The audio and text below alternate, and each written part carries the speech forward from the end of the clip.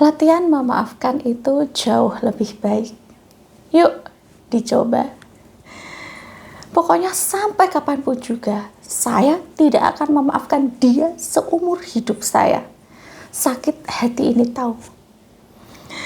Pernahkah kalian melihat bahwa mungkin pernah mengalami perasaan seperti yang tadi saya contohkan?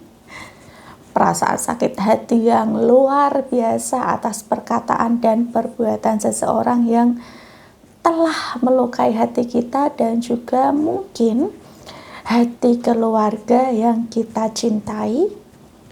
Luka batin seperti itu rasanya sangat menyakitkan dan tidak akan kita lupakan seumur hidup kita.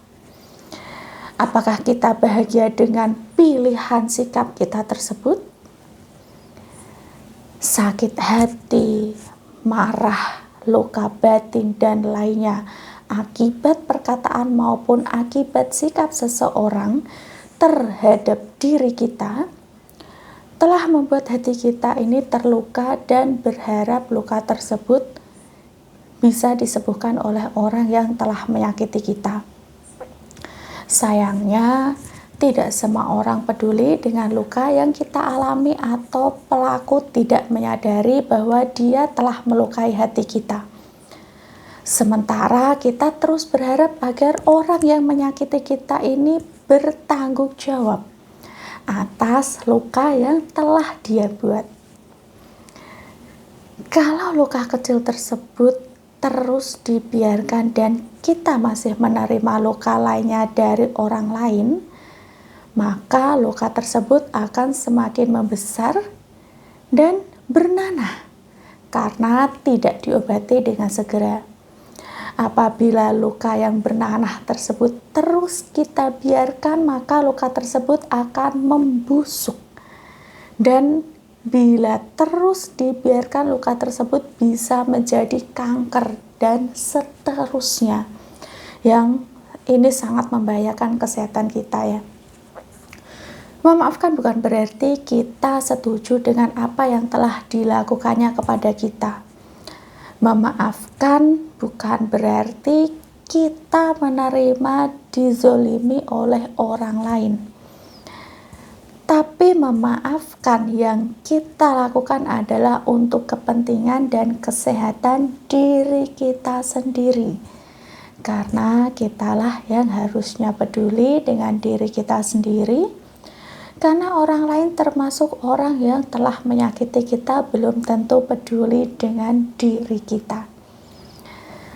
Maafkanlah semua orang yang karena perkataan dan perbuatannya telah melukai hati kita demi kesehatan dan kebahagiaan diri kita sendiri agar rezeki kita ini terus mengalir dengan deras.